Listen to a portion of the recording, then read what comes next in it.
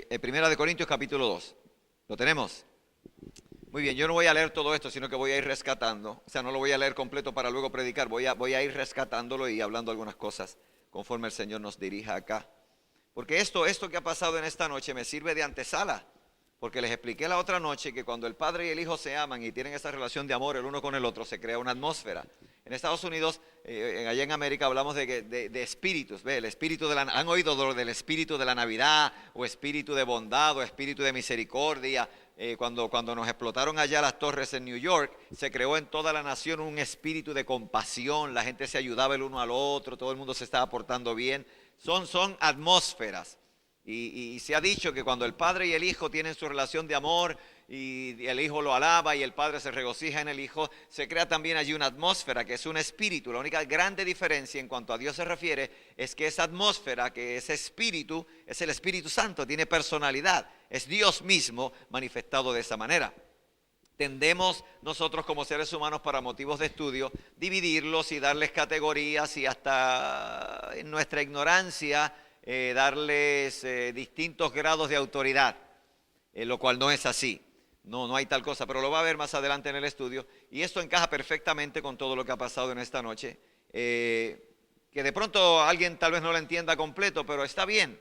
Aunque usted no entienda todas las cosas, simplemente adore al Señor por lo que Él está haciendo. Hay personas que rechazan totalmente cualquier manifestación porque la tildan de emocional. Mi pregunta siempre ha sido para los que así consideran que no sea de Dios, que es puramente emocional. Yo siempre les pregunto, nuestras emociones, ¿quién las creó? Si las creó Dios, entonces Dios va a usar inclusive nuestras emociones para manifestar su gloria en medio nuestro. Así que no nos debe extrañar para nada que algunos lloren, que otros griten, que unos se rían, que unos se caigan, que unos salgan corriendo, que pase cualquier tipo de cosa, porque no es que las emociones o la carne se está manifestando, es que la potencia... Señores, en la Biblia leemos que cuando se manifestó el Espíritu de Dios allá en el Antiguo Pacto, una montaña completa empezó a temblar y el fuego y el sonido de la voz de Dios era tan terrible que los tipos no quisieron escucharla. ¿Alguien me puede entender? Entonces, en cualquier noche de gloria, que en cualquier manifestación que el Espíritu haga cualquier cosa, no nos debe sorprender para nada. Primera de Corintios capítulo 2, verso 1. Así que, hermanos, está escribiendo el apóstol Pablo, dirigido por el Espíritu Santo, por supuesto, y le está hablando a creyentes. A los creyentes que estaban en Corintios. Así que, hermanos, cuando fui a vosotros, dice el apóstol, para anunciaros el testimonio de Dios, no fui con excelencia de palabras de sabiduría. Lo primero que aprendemos acá es que Pablo había basado su ministerio no en el conocimiento que él tenía, sino en la revelación que Dios le había dado. El tipo era estudiado, el tipo era un cabezón, como decimos en Puerto Rico. El tipo había estudiado, sido instruido a los pies de Gamaliel, un hombre sabio, venía de una familia adinerada. El tipo nació siendo ciudadano romano, que era una cosa que costaba muchísima plata para mucha gente. Él era ciudadano romano de nacimiento, un hombre muy inteligente, un hombre muy versado en lo que hacía. Mas, sin embargo, era lo suficientemente humilde, aunque luchó un poco con el asunto, pero logró alcanzarlo, para decir, no llegué a vosotros para anunciaros el testimonio de Dios con palabras escogidas de excelencia, de sabiduría humana. O sea, él no fue allí a impresionar a nadie. La iglesia del Señor Jesucristo, cierto es que debemos educarnos y prepararnos en todos los niveles posibles, pero lo que va a impactar a la gente es Dios. Quien va a impactar a la gente es el Espíritu Santo, es Jesucristo, es el amor del Padre, y nos va a usar a nosotros con nuestras virtudes o con nuestros defectos. De la misma manera que Dios puede usar a un catedrático, a un científico, a un hombre sumamente brillante, también puede usar a un simple hombre que no sepa mucho, pero que tenga el corazón en la actitud correcta. ¿Alguien me puede entender? Dios puede usar a cualquiera. Entonces él dice, no fui con excelencia de palabras, pues me propuse, verso 2, no saber entre vosotros cosa alguna, es decir, no era que se le olvidara todo lo demás, sino que propuso en su corazón solamente levantar, reconocer, enfatizar o centralizarse entre vosotros cosa alguna, sino a Jesucristo y a este crucificado. Nota que Pablo le está hablando a una gente que recientemente el Señor ha sido crucificado. Y muchos lo creyeron y otros no. Entonces él está diciendo, todo lo que yo he dicho acá tiene un centro, tiene un eje central y se llama Jesucristo y este crucificado. Obviamente, él también enseñaba que no se había quedado crucificado, que el Cristo que fue crucificado y muere fue sepultado, pero al tercer día resucita. Y que estaba vivo y que él lo presentaba como vivo y que todo lo que él hacía lo estaba haciendo en virtud del poder que ese Cristo le había dado por medio del Espíritu Santo. Nota el verso 3. Y estuve entre vosotros con debilidad. Aquí no es que la Biblia se contradiga. Él está hablando de la debilidad humana, porque en nuestra debilidad humana se perfecciona el poder de Dios. Cuando usted se cree que es la hostia sagrada, o la última Coca-Cola del desierto, o la pepa del queso, o yo no sé qué, Teresa de Calcuta, cuando usted se cree que es así, no va para ningún lado. Porque Dios va a usar nuestra debilidad para glorificarse. Hay un gran amigo mío, es un profeta, un apóstol conocido mundialmente, que en una ocasión predicó un mensaje que a mí me tocó tanto el corazón. Él tituló el mensaje, Dios anda buscando un asno. Y él dice que cuando dijo el título del mensaje que iba a predicar, Dios anda buscando un asno, no pudo predicarlo porque eso fue todo lo que dijo y el Espíritu Santo tomó la audiencia y cayó todo el mundo al suelo y se reían unos y otros caminaban así como los asnos. Fue una cosa espectacular, me dice él. Y lo único que dijo, Dios anda buscando un asno. Porque todos queremos ser la estrella del momento, ¿viste? Todos queremos ser allá, la luz puesta, el micrófono acá, la cámara encendida, acción y manifestarnos. Pero Dios anda buscando un asno que doble el lomo donde Cristo pueda montarse y la gloria del Señor se manifieste y Él solamente reciba la alabanza. Amén.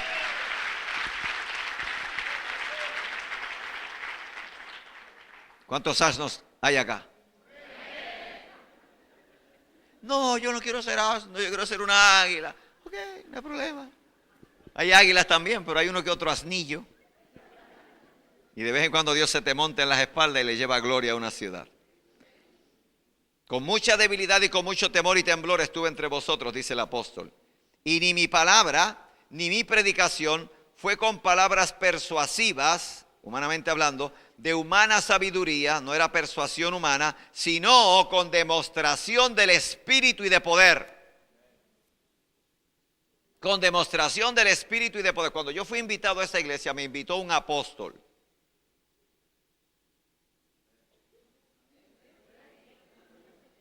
Y ese apóstol sabía que estaba invitando a otro apóstol. Lo cual me dice a mí que esta debe ser una iglesia apostólica. Y en la iglesia apostólica, los 5 ministerios de ascensión están en función. Y el Espíritu Santo tiene libertad de hacer lo que le venga en gana. En una iglesia apostólica que también es una iglesia de reino y también es una iglesia de gracia porque es una iglesia de nuevo pacto. Es una iglesia con propósito, es una iglesia de destino, es una iglesia con visión, es una iglesia con pactos, es una iglesia con reconocimiento. Todo eso está incluido en una... Todo eso yo lo deduzco cuando alguien me invita a mi página web o me llama y me dice, el apóstol fulano de tal le está invitando. Y digo, ok, ese es mi territorio. Esa es mi gente, hablamos el mismo idioma. Por eso me he sentido tan bien en este lugar. Me he sentido bien, maravillosamente bien. Porque él fue, el apóstol Pablo fue... Y cuando llegó a este lugar, a Corintio, no fue con sabiduría humana, persuasión humana, a hablar de todo lo que él sabía, de lo que aprendió a los pies de Gamaliel. No, él fue a depender del Espíritu Santo y del poder de Dios para que su palabra fuera con contundencia.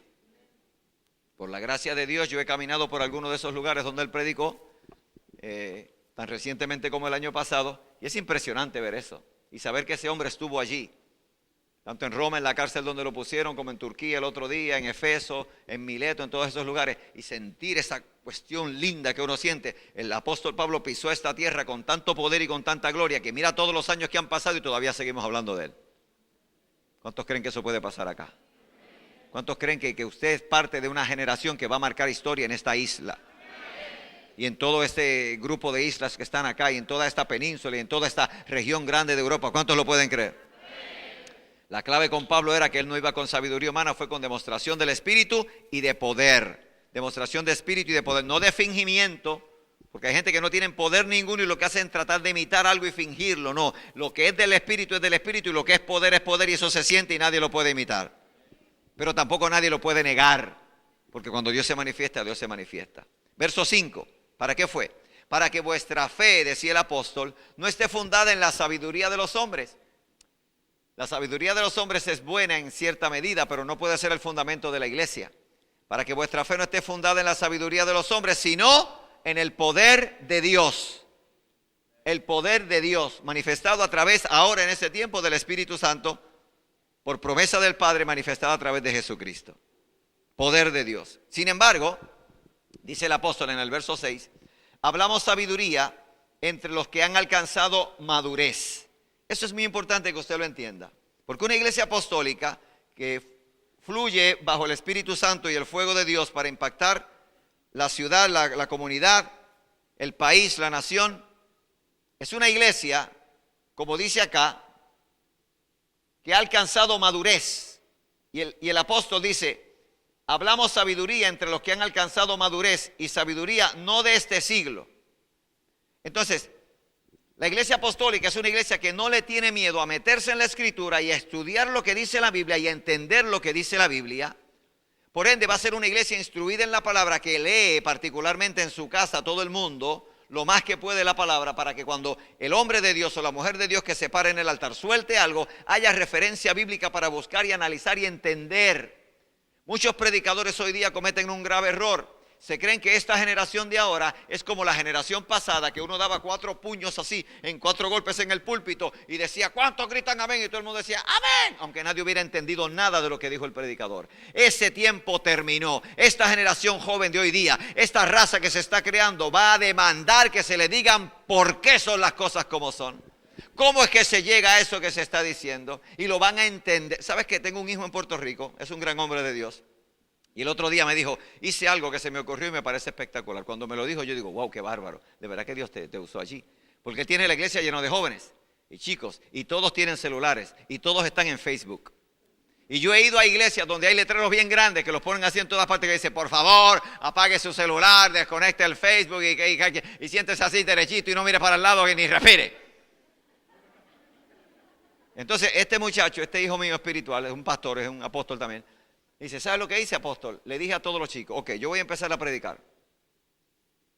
¿Dónde están los celulares? Y los escondían así. No, saquen los celulares, enciéndanlos y conéctense a su cuenta de Facebook. Y estén pendientes a todo lo que yo voy a decir. Y cada vez que yo suelte una palabra tremenda, me toman una foto, ponen la palabra y se la mandan a todo el mundo. ¿Tú sabes lo que logró?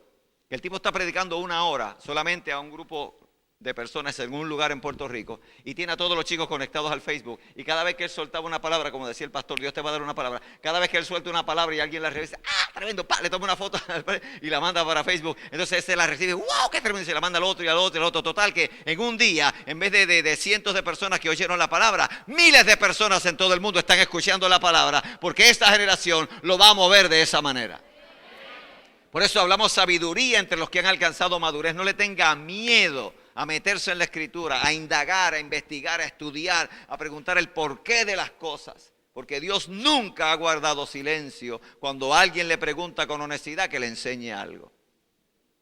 La Biblia no dice que Dios obra por senderos misteriosos. Eso es un disparate de la gente. Eso no está en la Biblia, créamelo. Llevo 30 y pico de años, casi 40 estudiándola. No hay tal cosa como que Dios obra por senderos misteriosos, Dios es un misterio. No, Señor. Él es claro como la luz del día. Y Él te va a hablar. A no ser que usted sea un mentiroso. Cuando el apóstol preguntó, ponga sus manos, y todo el que haya recibido una palabra empieza a levantar la mano. Si usted levantó la mano, o usted es un mentiroso o usted oyó la voz de Dios. ¿Cuántos oyeron la voz de Dios?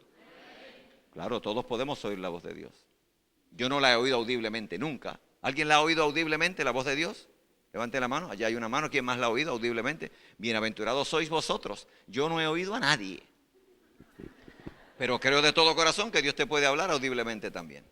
Pablo hacía énfasis en la sabiduría, en el conocimiento y en la madurez. Hablamos sabiduría entre los que han alcanzado madurez, y sabiduría no de este siglo, no del mundo, de la sabiduría del mundo en su contexto, ni de los príncipes de este mundo. Allí príncipes de este mundo hay dos posiciones teológicas para analizarlo: príncipes del aire, principados, demonios, malicias, qué sé yo qué, o príncipes gobernantes del mundo. Los teólogos no se acaban de poner de acuerdo de cuál de los dos se refería. Yo pues entonces lo aplico a los dos. Ni los del aire ni los de la tierra era la sabiduría que él estaba hablando. Era sabiduría del siglo, no era esa, era la sabiduría de Dios.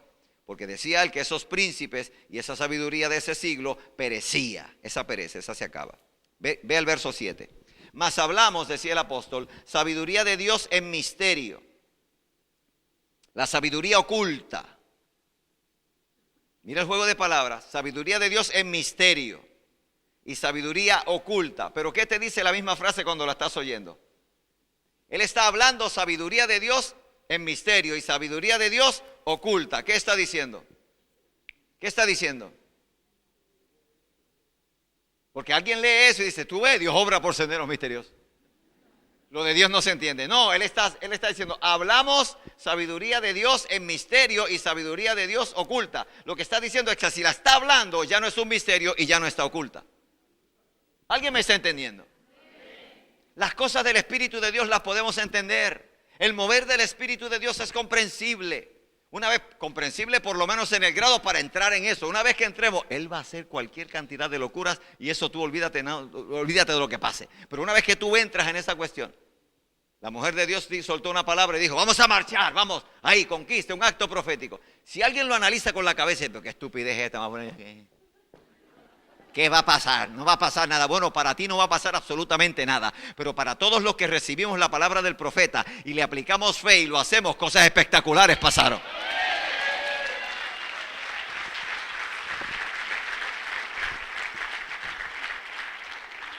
La sabiduría que él está hablando es de Dios, es en misterio, sabiduría oculta, la cual Dios predestinó antes de los siglos para nuestra gloria. La, la. Dios la preparó para nuestra gloria. Levante su mano derecha conmigo y diga, la sabiduría oculta, el misterio de Dios fue predestinado para mi gloria. Lo que eso quiere decir es que fue predestinado para que tú lo entiendas, para que tú vivas en eso. Porque el Espíritu Santo, el poder, su fuego y su gloria es más que simplemente poder hablar en otro idioma. Es vivir una vida de tal magnitud conectado con Jesucristo que donde quiera que tú llegues, donde quiera que tú te pares y donde quiera que tú hables, Cristo se manifieste a favor de la gente. Y la gente no pueda negar que tú tienes algo de Dios que es maravilloso. Amén. Fue reservada para nuestra gloria. Verso 8. La que ninguno de los príncipes de este siglo conoció. ¿Por qué dice él? Porque si la hubieran conocido, no hubieran crucificado al Señor de gloria. Déjeme hablarle algo del diablo. Aparte de que es un estúpido y es un desgraciado, pero ya usted sabe que yo le he dicho eso.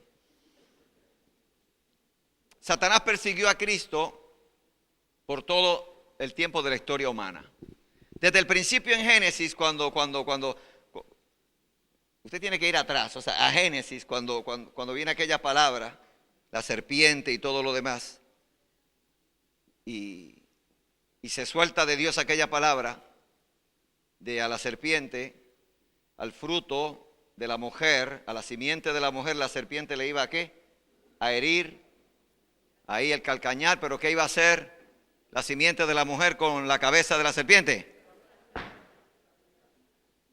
Desde esa palabra el diablo se puso a la expectativa y en vela a ver quién era. Por eso persiguió a tantos hombres de Dios, por eso persiguió a tantos y a tantos y a tantos pensando que ese era el que le iba a aplastar la cabeza. Si el diablo, Satanás, estúpido y tonto como es, se hubiese percatado que el Cristo, que Jesús de Nazaret era, no lo hubiese crucificado. Porque si lo hubiese entendido, no, a este no lo toquen porque a este tipo, olvídate, si lo mato, quedo frito. Los príncipes a nivel espiritual y los príncipes de la gente, los hombres, no entendieron. Si hubieran entendido quién era el Cristo, nunca hubieran crucificado al Señor de gloria. Porque usted debe entender esto, iglesia, y cuando hablamos de Espíritu Santo, estas cosas hay que entenderlas. Usted tiene que entender esto, nadie mató a Jesús. El Cristo no fue matado por nadie. Él dijo, aleluya, tengo poder para poner mi vida y tengo poder para volverla a tomar. Nadie me quita mi vida. Yo tengo poder para ponerla y yo tengo poder para volverla a tomar. El Cristo se ofreció voluntariamente, dio su vida en rescate por la nuestra y voluntariamente murió en la cruz del Calvario. Y cuando llegó el momento justo en que Jehová cargó en él el pecado de todos nosotros y toda nuestra maldición, nuestra culpa, nuestra maldad, todo el juicio cayó sobre él particularmente, que era inocente, entonces él entregó el Espíritu y lo dijo audiblemente, Padre, en tus manos encomiendo mi espíritu, y muere. Si el diablo estaba celebrando, si los demonios estaban danzando y celebrando, es porque son estúpidos y no entendieron que con la muerte, lo que Cristo le estaba diciendo a la muerte era, muerte, tómame, aquí estoy, tómame muerte, ahora tómame muerte, porque cuando muerte lo tomara, muerte iba a morir.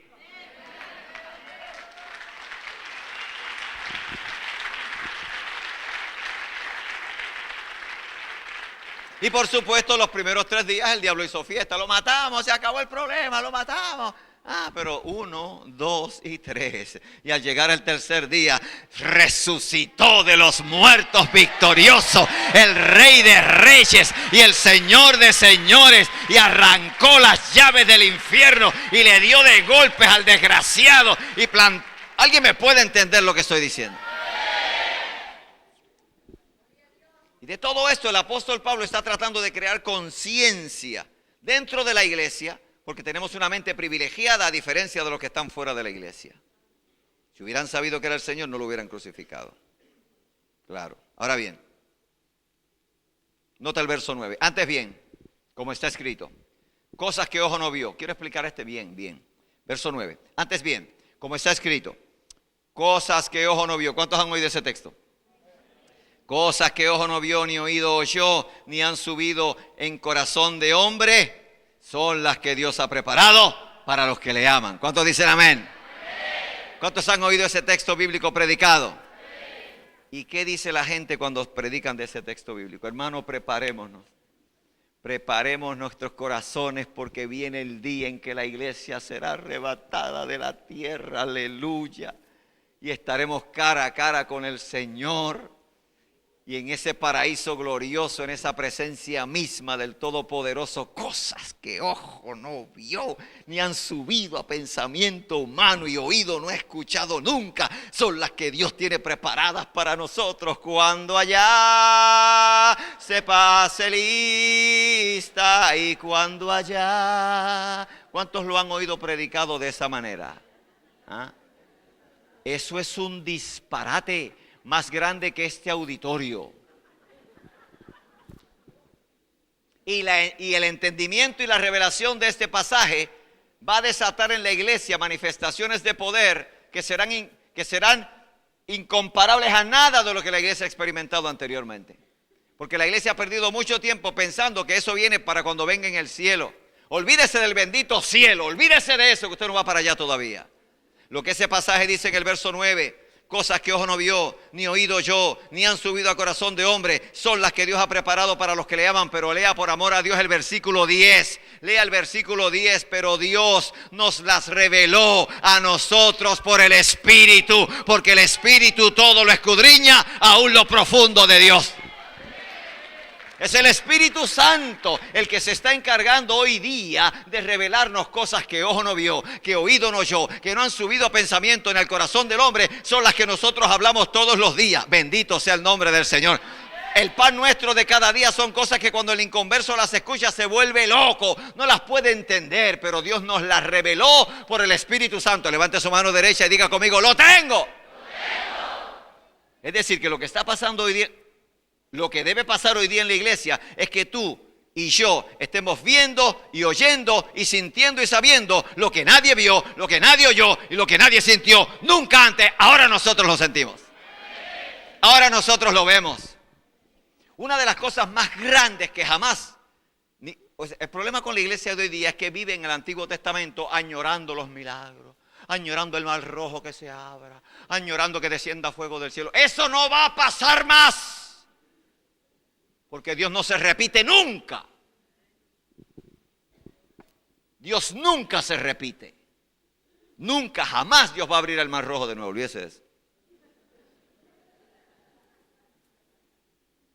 La Biblia dice que Dios, habiendo hablado en la antigüedad a través de los profetas, en estos días nos ha hablado por el Hijo, a quien constituyó heredero de todo. Ahora es Cristo en nosotros la esperanza de gloria. Ahora es ese Cristo que, como decía el apóstol, tú llevas al colegio, llevas a la universidad, llevas al mercado, llevas a la calle. Tú lo llevas por dentro porque Él te tomó. Levante la mano derecha, la frase agitadora de mente. Levante la mano derecha y diga conmigo, yo estoy poseído.